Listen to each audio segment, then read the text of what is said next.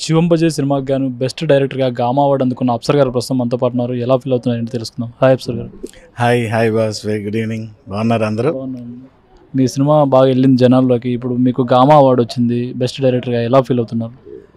అందరికంటే ముందు ఈ సినిమాని అంత పెద్ద హిట్ చేసిన తెలుగు ప్రేక్షకులందరికీ థ్యాంక్ యూ అండి.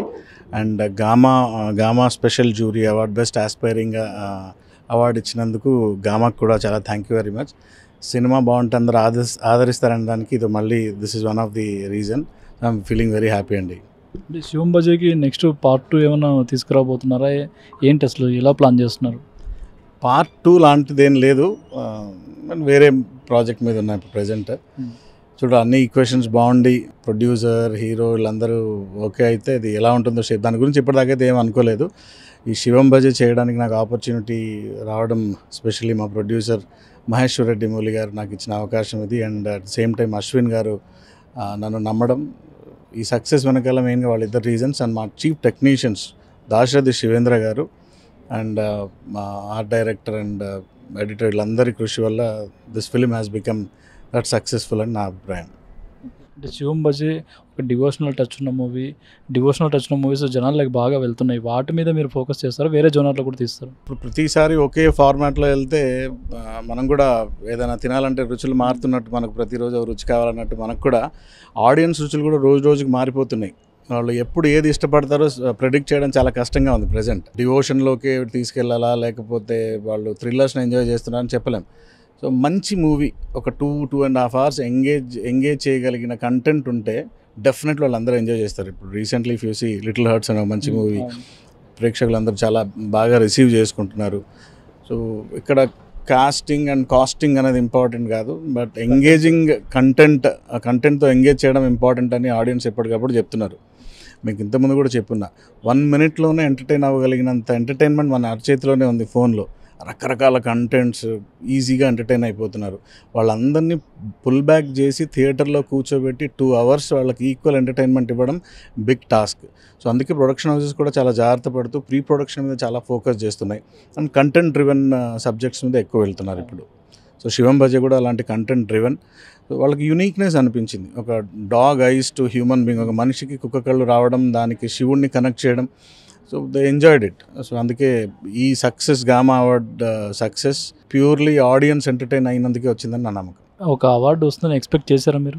లేదు, బట్ యూనిక్నెస్ ఉంది అని. ఇంతకుముందు నేను తీసుకున్న కాన్సెప్ట్ కూడా ఒక యాంటీ ఏజింగ్ పైన, అంటే వయసు మారకుండా ఉండే సబ్జెక్ట్స్ పైన. అండ్ ఇది కూడా ఇప్పటివరకు ఎవరు టచ్ చేయని ఒక కంటెంట్. జీనో ట్రాన్స్ప్లాంటేషన్ని తీసుకొని ఒక మెడికల్ సబ్జెక్ట్, దాంట్లో ఒక డివోషనల్ సబ్జెక్ట్ని యాడ్ చేసి ఆడియన్స్కి దగ్గరగా తీసుకొచ్చే ప్రయత్నం. డెఫినెట్లీ వెరైటీ కంటెంట్ అని నమ్మాను, బట్ అవార్డు వరకు వెళ్తుందని అనుకోలేదు. స్పెషల్ జ్యూరీకి చాలా థ్యాంక్స్. కోదండరామిరెడ్డి గారు, బి గోపాల్ గారు అండ్ కోటి గారు స్పెషల్ జ్యూరీలో ఉన్నారు. They have lot of appreciations దాని గురించి. సో కోదండరామిరెడ్డి గారు ఇంతకుముందు నా సినిమా కూడా చూస్తున్నారు, ఆయనకు బాగా గుర్తు. సో మంచి కంటెంట్ తీసుకొచ్చామని ఆయనకి అనిపించింది. సో జ్యూరీ ఇచ్చిన ఎంకరేజ్మెంట్ కింద భావిస్తున్నాయి. ఈ అవార్డు వచ్చిన తర్వాత హీరో అశ్విన్ బాబు గారి నుంచి ఎలాంటి ఫోన్ కాల్ వచ్చింది, ఏమన్నారు ఏంటి?